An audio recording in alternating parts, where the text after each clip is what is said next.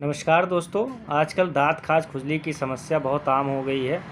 बहुत सारे लोगों को जो है ये समस्या बार बार होती रहती है। एक बार वो जो है जब उनको पहली बार इसकी समस्या होती है वो किसी मेडिसिन का इस्तेमाल करके या फिर कोई क्रीम का इस्तेमाल करके उसको एक बार तो वो ठीक कर लेते हैं, लेकिन कुछ हफ्तों या कुछ महीनों के बाद उनको फिर से दाँत खाज खुजली की समस्या हो जाती है। अब ये समस्या बार बार होती क्यों है, तो हम उसका कारण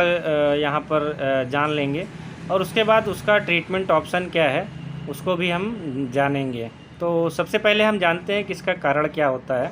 तो कारण में सबसे पहला कारण होता है कि वेदर, यानी कि आप देखे होंगे जब बरसात का समय आता है तो उसके आसपास जो है नमी काफ़ी होती है, तो नमी की वजह से लोगों को इसकी समस्या बहुत ज़्यादा होती है। लेकिन आजकल आप देखेंगे केवल नमी या फिर बरसात के आसपास के समय के पास ही जो है दाँत खाज खुजली नहीं होता है। अब इसकी समस्या आमतौर पर हर मौसम में होने लगी है। पर ऐसा होता क्या है, तो इसमें एक चीज़ है जैसे कि जो लेबर टाइप के जो लोग हैं या फिर जो फैक्ट्री में काम करते हैं या जिनके आसपास का एरिया काफ़ी पॉल्यूटेड है और जो लोग जो है जिनको बार बार पसीना आता है वो लेबर हैं और मतलब शारीरिक श्रम काफ़ी करते हैं, तो उन लोग को बार बार जो है पसीना आने की वजह से जो है नमी बनी रहती है और उनको इसकी समस्या बार बार होती रहती है। तो इस तरह की समस्या को कम करने के लिए आप जिस रूम का इस्तेमाल करते हैं या जहाँ पर रहते हैं वहाँ पर प्रॉपर वेंटिलेशन की व्यवस्था रखें और वेंटिलेशन प्रॉपर होगा तो जो ह्यूमिडिटी है, नमी है, वो कम होगी, तो ये समस्या काफ़ी हद तक कम हो जाएगी। अगर किसी को दाँत खाज खुजली की समस्या है और वो टाइट कपड़े पहनता है जैसे कि जीन्स है या फिर और कुछ टाइट कपड़े हैं, तो उसमें क्या होता है कि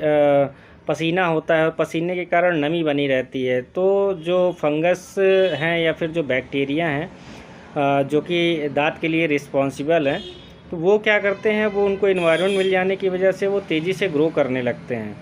तो फिर जो है ये समस्या बनी ही रहती है और ख़त्म नहीं होती। तो ऐसे लोग जो है जिनको दाँत खाज खुजली की समस्या है वो थोड़ा सा अवॉइड करें टाइट कपड़े पहनना और थोड़ा सा लूज़ कपड़े पहने, जिससे कि उनको प्रॉपर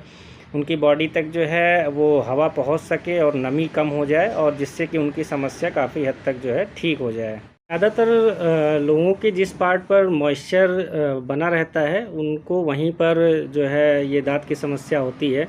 जैसे आप जहाँ पर बेल्ट पहनते हैं या आपके आर्म के जो है नीचे, उसके अलावा जो है आपके थाइज़ यानी जांघों के बीच में जो है मॉइस्चर क्योंकि बना रहता है, तो वहाँ पर जो है इसकी समस्या जो है आम तौर पर होती रहती है। और अगर किसी को जो है दाँत की समस्या हो गई है, रिंगवर्म की समस्या हो गई है, तो वो जिस घर में रहता है अगर उसके टॉवल को किसी और ने इस्तेमाल कर लिया या बिस्तर को किसी और ने इस्तेमाल कर लिया,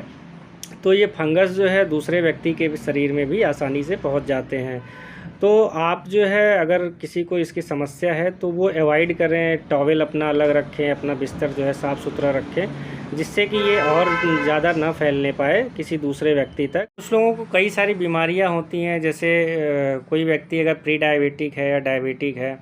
और उस समय वो अगर मीठा का ज़्यादा इस्तेमाल करता है और उसको दाद एक बार होती है दाँत खाज खुजली और वो ठीक हो जाती है, तो दोबारा उसको केवल इसलिए होती है क्योंकि उसका इम्यून सिस्टम जो है वीक हो जाता है और इम्यून सिस्टम वीक होने की वजह से जो है उसको ये समस्या फिर से आनी शुरू हो जाती है। और कुछ लोग कहते हैं कि खटाई खाने से या फिर अचार यानी कि पिकल्स खाने से इसकी समस्या होती है, तो ऐसा नहीं है। ये केवल आपका जो है जब आपकी बॉडी वीक होती है किसी भी कारण से हो, पॉल्यूशन की वजह से हो या फिर किसी बीमारी की वजह से हो, तो उनको ये समस्या बार बार होती रहती है। अब एक चीज़ और आता है कि आपने एक बार ट्रीटमेंट करा लिया, उसके बाद भी ये जो है दाँत खाज खुजली की समस्या क्यों होती है। आपने जो है आपने प्रॉपर वेंटिलेशन या हवादार जगह पर रह रहे हो, पॉल्यूशन भी कम है, उसके बाद आपको कोई बीमारी भी नहीं है, फिर भी आपको दाँत खाज खुजली की समस्या क्यों हो रही है। तो अगर किसी भी व्यक्ति को जो है अगर दाँत खाज खुजली की समस्या होती है, यानी बैक्टीरियल या फिर फंगल इन्फेक्शन जब एक बार होता है तो उसमें जो है वो आप जब उसका इस्तेमाल करते हैं तो दाँत खाज खुजली तो ख़त्म हो जाती है, लेकिन उसमें स्पोर्स रह जाते हैं, यानी कि जो ये बैक्टीरिया होते हैं या फंगस होते हैं, इनमें ये जो है अंडे देते हैं। तो ये जिसको स्पोर्स बोला जाता है, तो ये स्पोर्स क्या होता है, आपके जो रोए होते हैं शरीर के या फिर बाल वाला रीजन होता है, ये वहाँ पर जाकर बैठ जाते हैं और ये किसी भी मेडिसिन से इनको ख़त्म नहीं किया जाता है। जब ये जो है प्रॉपर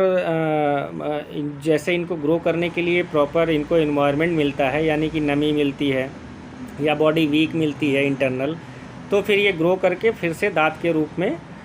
बन जाते हैं। तो इसलिए जो है जब दाँत होने के बाद ही इसका इलाज किया जाता है और ये स्पोर्स ना ख़त्म होने की वजह से ये समस्या बार बार आती है। दूसरा, कई लोग जो है सिंगल मेडिसिन पहले से ही बहुत ज़्यादा इस्तेमाल कर लेते हैं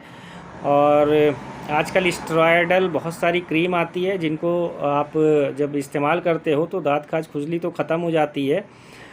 लेकिन जो है स्टेरॉइड्स जो होते हैं वो एक्चुअल में आपको दिखेगा कि आपकी दाँत खाज खुजली ख़त्म हो गई, लेकिन वो इसको ख़त्म नहीं कर पाते हैं और आपका वो जो है जैसे ही आप इसका इस्तेमाल बंद करेंगे कुछ हफ्तों के बाद फिर से आपको दाँत की समस्या बढ़ती जाती है और फिर वो धीरे धीरे करके फैलती जाती है। तो इसीलिए आजकल डॉक्टर्स जो है वो कॉम्बिनेशन मेडिसिन्स का इस्तेमाल करने लगे हैं। कॉम्बिनेशन मेडिसिन्स में जो डॉक्टर हैं वो इस्तेमाल करते हैं सबसे पहले एंटी फंगल क्रीम का। एंटी फंगल क्रीम में बहुत सारी आती हैं, जिसमें मैं साल्ट नेम एक बार यहाँ बता देता हूँ। जैसे क्लोट्राइमाजोल का क्रीम हो गया या कीटोकोनाजिल का जो है क्रीम हो गया, माइकोनाजोल साल्ट का कोई भी क्रीम हो गया, लुलिकोनाजोल क्रीम का कोई भी साल्ट हो गया। लेकिन डॉक्टर जो है इन क्रीम के साथ में अगर कोई स्टेरॉयड लगा हुआ है तो उसको अवॉइड करता है। इसके साथ में वो कॉम्बिनेशंस में जो है ओरल एंटी फंगल टैबलेट्स का भी इस्तेमाल करता है। इसमें जो साल्ट होते हैं जनरली ग्लिसोफल्विन, फ्लूकोनाजोल, टर्बिनाफिन और इट्रेकोनाजोल टैबलेट्स का इस्तेमाल साथ में वो करता है। इसके अलावा डॉक्टर जो है एंटी फंगल सोप्स का और या फिर पाउडर का भी इस्तेमाल करता है। और वो इचिंग अगर किसी को बहुत ज़्यादा हो रही है तो उसके लिए जो है वो एंटी एलर्जिक जो है टैबलेट्स का भी इस्तेमाल करता है। आप भी जो है अगर केवल अभी तक डॉक्टर के पास नहीं गए हैं और आपको लंबे समय से ये समस्या आ रही है तो आप जो है जो क्रीम आती हैं बहुत सारी जो है उसके साथ में स्टेरॉयड होता है, उससे आपको लगेगा कि आपका जो है ये समस्या ख़त्म हो रही है, पर वो होती नहीं है। इसलिए जो है अपनी सीवियरिटी को देखते हुए अच्छे से डॉक्टर के पास ज़रूर जाएं और वो आपकी सीवियरिटी के हिसाब से इन दवाओं का और क्रीम्स का जो है डोज डिसाइड करेगा। तो अगर इसके अलावा आपके मन में कोई और क्वेश्चन है दाँत खाज खुजली को लेके, रिंगवर्म को लेके, तो आप मेरे कमेंट बॉक्स में कमेंट करके पूछ सकते हैं। आपका बहुत बहुत धन्यवाद।